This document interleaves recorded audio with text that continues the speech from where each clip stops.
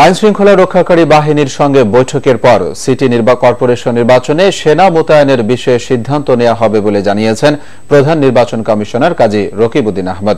Chittagong city corporation নির্বাচনে mayor ও councillor প্রার্থীদের সঙ্গে দুপুরে মতবিনিময় সভায় বক্তব্য রাখছিলেন তিনি। নির্বাচন নিরপেক্ষ করতে কমিশন সর্বোচ্চ ব্যবস্থার কথা উল্লেখ করে অযথা কাউকে হয়রানি না করতে আইন শৃঙ্খলা বাহিনীকে নির্দেশ দেন সিইসি। চট্টগ্রাম থেকে গোলাম মাওলা মুরাদের পাঠানো রিপোর্ট জানাচ্ছেন রেজওয়ান করিম। চট্টগ্রাম সিটি কর্পোরেশন নির্বাচনে প্রতিদ্বন্দ্বী প্রার্থীদের সঙ্গে প্রথমবারের মতো মতবিনিময় সভায় মিলিত হন প্রধান নির্বাচন কমিশনার সহ অন্যান্য কমিশনাররা। নগরের একটি কমিউনিটি সেন্টারে মতবিনিময় সভায় আওয়ামী লীগ সমর্থিত মেয়র প্রার্থী আ.জ.ম নাসির উদ্দিন, বিএনপি সমর্থিত এম মঞ্জুর আলম, জাতীয় পার্টি সমর্থিত সোলাইমান আলম শেঠ সহ মেয়র, সাধারণ ও সংরক্ষিত আসনের কাউন্সিলর প্রার্থীরা অংশ নেন।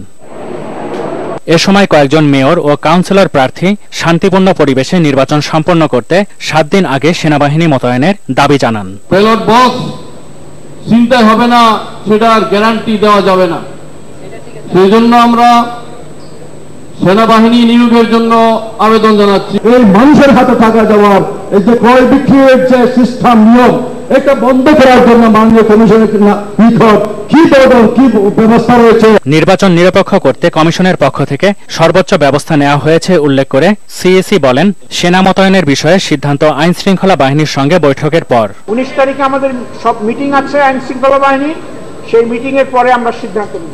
আমরা ব্যবস্থা করেছি যাতে করে আপনাদের প্রতিটি অভিযোগের কপি রিটার্নিং অফিসার কমিশনেও প্রেরণ করেন। আমরা সেগুলো দেখছি।